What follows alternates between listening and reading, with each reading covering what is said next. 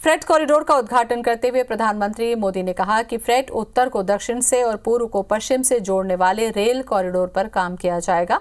इनसे मालगाड़ियों की रफ्तार 3 गुना ज्यादा हो जाएगी। नए ट्रैक पर डबल ट्रैकर मालगाड़ियां भी चलेंगी। उन्होंने कहा कि बेहतरीन कनेक्टिविटी भारत की प्राथमिकता होगी। इस पर पिछले 6 सालों में फोकस के साथ काम हो रहा है। फ्रेट कॉरिडोर का उद्घाटन करते हुए पीएम मोदी ने कहा कि मालगाड़ियां जब समय पर पहुंचेंगी तो हमारा लॉजिस्टिक नेटवर्क सस्ता हो जाएगा, देश में उद्योग के लिए बेहतर माहौल बनेगा, ईज ऑफ डूइंग बिजनेस बढ़ेगा, निवेश के लिए भारत और आकर्षक बनेगा, देश में रोजगार के अनेक अवसर तैयार होंगे। ये फ्रेट कॉरिडोर आत्मनिर्भर भारत के बहुत बड़े माध्यम बनेंगे। मेलबर्न में खेले जा रहे टेस्ट मैच में भारत ने ऑस्ट्रेलिया को 8 विकेट से हरा दिया। 4 टेस्ट मैचों की श्रृंखला में अब दोनों देश 1-1 बराबर पे हैं। ऑस्ट्रेलिया ने पहली पारी में 195 रन बनाए और दूसरी पारी में 200 रन ही बना सकी। जवाब में भारत ने पहली पारी में 326 रन बनाकर बड़ी बढ़त बनाई, जिसकी बदौलत दूसरी पारी में भारत ने 2 विकेट पर 70 रन बनाकर मैच अपने नाम कर लिया। केंद्र सरकार 30 दिसंबर दिन में 2 बजे किसानों से बातचीत करेगी। केंद्रीय कृषि सचिव संजय अग्रवाल ने किसानों को पत्र लिखकर इसकी जानकारी दी। केंद्रीय कृषि सचिव ने किसानों को लिखे पत्र में खासतौर से संयुक्त किसान मोर्चा को 26 दिसंबर के पत्र का जिक्र करते हुए कहा है कि सरकार खुले मन से किसानों से बातचीत के लिए तैयार है। 3 कृषि कानूनों का विरोध कर रहे किसानों ने पंजाब में 1500 से ज्यादा मोबाइल टावर को तोड़ दिया। इस कारण कुछ क्षेत्रों में दूरसंचार सेवाएं प्रभावित हुई। किसानों का मानना है कि नए कृषि कानून से अरबपति उद्योगपतियों को सबसे ज्यादा फायदा होगा, इसलिए वो मोबाइल टावरों को तोड़कर अपना गुस्सा निकाल रहे हैं। बिलासपुर में न्यू ईयर सेलिब्रेशन के लिए गाइडलाइन जारी कर दी गई है। बंदिशों के साथ न्यू ईयर के लिए सेलिब्रेशन की छूट दी गई है। कार्यक्रम रात 12:30 बजे तक खत्म करना होगा। केवल आधे घंटे तक ही आतिशबाजी के लिए छूट होगी। वहीं जुलूस, सभा, रैली, सांस्कृतिक कार्यक्रम की अनुमति नहीं होगी। साथ ही कार्यक्रम स्थल में 200 से ज्यादा लोग शामिल नहीं हो सकेंगे। नियमितीकरण की मांग कर रहे विद्यामितान राजधानी रायपुर में देर रात तक सड़क पर डटे रहे। बाद में पुलिस की समझाइश के बाद धरना स्थल से लौटे। वहीं मांग पूरी नहीं होने पर प्रदर्शन जारी रखने की चेतावनी भी दी। बता दें कि विद्यामितानों ने कल विधानसभा घेराव करने की कोशिश की थी। जशपुर जिले के पंचायत सचिव मांगों को लेकर अनिश्चितकालीन हड़ताल पर बैठे हैं। वहीं पंचायत सचिवों के समर्थन में बीजेपी के जनप्रतिनिधि भी खड़े हो गए। पंचायत सचिवों की मांग है कि 2 साल की परिवीक्षा अवधि पूर्ण करने के बाद उन्हें शासकीय कर्मचारी घोषित किया जाए। बीते 25 सालों से अब तक उनकी मांगे नहीं पूरी हुई हैं। जबलपुर में अनूपपुर के कोतमा और सतना के उचेहरा में हुए हमले की घटना के विरोध में मध्य प्रदेश के तमाम तहसीलदार और नायब तहसीलदार अनिश्चितकालीन हड़ताल पर निकल गए हैं। तहसीलदार संघ का कहना है कि उन्हें सुरक्षा न दी जाए तो वो कैसे काम करेंगे। जब तक कोतमा और उचेहरा में तहसीलदारों पर हमले की घटना के आरोपी गिरफ्तार नहीं किए जाते हैं, तब तक ये हड़ताल जारी रहेगी। नीमच नगर पालिका ने अतिक्रमण हटाओ अभियान के तहत अंबेडकर मार्ग से अतिक्रमण हटाया। लालटेन भवन से शोरूम चौराहे तक अवैध गुमटियों और ठेलों को हटाया गया। नगर पालिका के सीएमओ सीपी राय ने बताया कि मुहिम चरणबद्ध तरीके से चलेगी। पहले चरण में अंबेडकर रोड का चयन हुआ है। उज्जैन जिले के बरुखेड़ी गांव के पास ट्रैक्टर ट्रॉली पलटने 2 लोगों की मौत हो गई, वहीं 10 लोग घायल हो गए। घायलों का महिदपुर अस्पताल में इलाज जारी है। घायलों में 2 लोगों की हालत गंभीर बनी हुई है, जिसे बाद में इलाज के लिए जिला अस्पताल रेफर किया गया। शहडोल जिले के टेटका मोड़ के पास तेज रफ्तार बस अनियंत्रित होकर पलट गई। दुर्घटना में 2 लोगों की मौत हो गई, वहीं 30 से ज्यादा लोग घायल हो गए, जिसमें 7 मजदूरों की हालत गंभीर बनी हुई है। बस से छत्तीसगढ़ के मजदूरों को उत्तर प्रदेश ले जाया जा रहा था, जहां पर शहडोल रीवा मार्ग पर यह हादसा हुआ। भिंड के फूप थाना इलाके में एक अज्ञात वाहन ने डंपर को टक्कर मार दी। हादसे के बाद डंपर का ड्राइवर केबिन में फंस गया। घटना के बाद ड्राइवर को जेसीबी की मदद से निकालने की कोशिश की जा रही है। हादसा NH 92 पर कुआरी नदी के पुल के पास हुआ। राजिन के गोबरा नवापारा थाना इलाके में नाबालिग लड़की ने पुल से छलांग लगाकर खुदकुशी की कोशिश की। गनीमत रही कि युवती की जान बच गई। घटना के बाद नाबालिग बुरी तरीके से घायल हो गई, जिसे इलाज के लिए अस्पताल में भर्ती किया गया है। इसके पहले नाबालिग ने खुद के शरीर में केरोसिन डाल दिया था, लेकिन माचिस नहीं होने की वजह से वो नदी में छलांग लगा दी। बलरामपुर के सामरी थाना क्षेत्र के ग्राम पंचायत सबाग में एक किसान ने खलिहान में असामाजिक तत्वों ने आग लगा दी, जिससे धान और गोंदली का फसल जलकर खाक हो गई। वहीं अब तक प्रशासनिक तौर पर न तो कोई कार्रवाई की गई और न ही किसान की कोई मदद की जा रही है।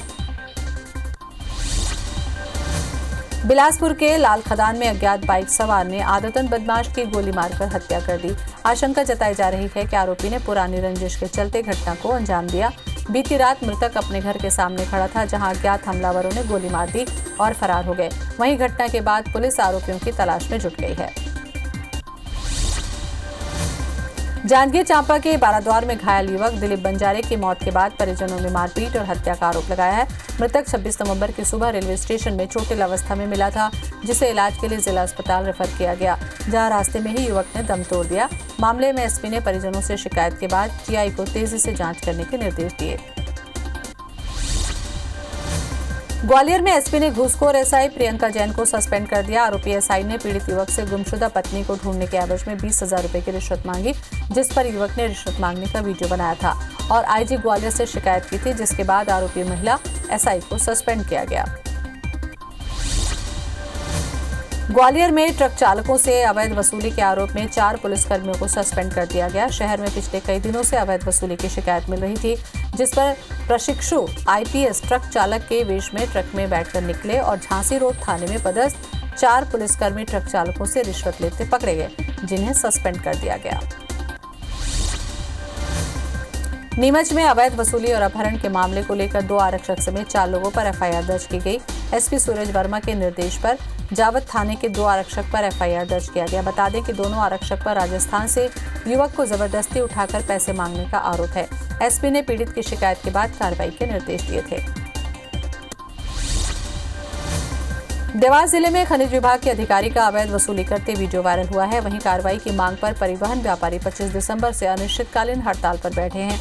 आरोप है कि पुलिस, आरटीओ, खनिज विभाग के अधिकारी वाहन मालिकों से अवैध वसूली करते हैं और रुपए लेकर रॉयल्टी से अधिक माल भरने के लिए कहते हैं। धमतरी जिले के ग्राम पंचायत पोटियाडीह में ग्रामीणों ने अपात्र लोगों को पेंशन देने का आरोप लगाया है। आरोप है कि साल 2011 की सूची में नाम नहीं होने के बावजूद नाम बदलकर अपात्र लोगों को लाभ पहुंचाया जा रहा है। मामले में ग्रामीणों ने जांच करके दोषियों पर कार्रवाई की मांग की है। बहरहाल जिला प्रशासन ने जांच का आश्वासन दिया है। रायसेन जिले के बाड़ी जनपद के अंतर्गत ग्राम पंचायत पिपरिया करण सिंह में भ्रष्टाचार का मामला सामने आया है। ग्रामीणों का आरोप है कि सरपंच ने मात्र खुद का ही विकास किया है। ग्राम करही उनका आरोप है कि हाल ही में सरपंच ने पंचायत भवन का इलेक्ट्रॉनिक सामान ले जाकर अपने घर की शोभा बढ़ा ली। 5 साल में सरपंच ने गांव का कोई काम नहीं किया। अयोध्या में राम मंदिर बनाने की गूंज अब बलरामपुर जिले में भी सुनाई देने लगी है। जिले में बीजेपी और आरएसएस मिलकर जन जागरण अभियान चला रहे हैं और सभी जगहों पर जाकर श्री राम के जयकारा लगाते हुए ग्रामीणों से मंदिर बनाने के लिए समर्पण निधि की मांग कर रहे हैं। बलरामपुर के गोपालपुर क्षेत्र में हाथियों का आतंक जारी है। भोजन की तलाश में आए हाथी ने गांव में एक घर को तोड़ दिया और गांव में रात भर उत्पात मचाया। वहीं डर के चलते ग्रामीण रत जगह करने को मजबूर हैं। देश में कोरोना संक्रमितों की संख्या 1 करोड़ 2 लाख के पार पहुंच गई। देश में अब तक 98,06,000 से ज्यादा मरीज ठीक हो चुके हैं। कोरोना से अब तक 1,48,190 मरीजों की मौत हो चुकी है। वहीं देश में एक्टिव केस घटकर 2,67,000 पार हो चुके हैं। हालांकि पिछले 24 घंटे में रिकॉर्ड 16,072 नए मरीज सामने आए हैं। मध्य प्रदेश में कोरोना के 876 नए केस से संक्रमितों का आंकड़ा 2,39,000 को पार कर गया। प्रदेश में 9 मौत से कुल आंकड़ा 3,572 पहुंच गया। वहीं 1,090 मरीज के डिस्चार्ज होने से कुल आंकड़ा 2,25,000 के पार हो गया। अभी 9,874 एक्टिव मरीजों का इलाज जारी है। इंदौर में मरीजों की संख्या 54,000 के पार पहुंच गई। छत्तीसगढ़ में 24 घंटे में कोरोना के 1188 नए मरीज से आंकड़ा 2,76,000 के पार हो गया। वहीं एक्टिव मरीजों की संख्या 12,962 हो गई। 26 मरीजों की मौत से आंकड़ा 3,319 पहुंच गया। 1661 मरीज के डिस्चार्ज होने से आंकड़ा 2,60,000 को पार कर गया। वहीं रायपुर में 191, दुर्ग में 112 और राजनांदगांव में 56 नए संक्रमित मिले। दुनिया भर में कोरोना संक्रमितों की संख्या 8 करोड़ 16 लाख के पार हो गई। वहीं कुल मौत का आंकड़ा 17,80,000 के पार पहुंच गया। अब तक दुनिया में 5 करोड़ 77 लाख से ज्यादा मरीज ठीक हो चुके हैं। दुनिया में 2 करोड़ 21 लाख से ज्यादा एक्टिव मरीजों का इलाज जारी है। विश्व में अमेरिका कोरोना संक्रमण में पहले नंबर पर बना हुआ है।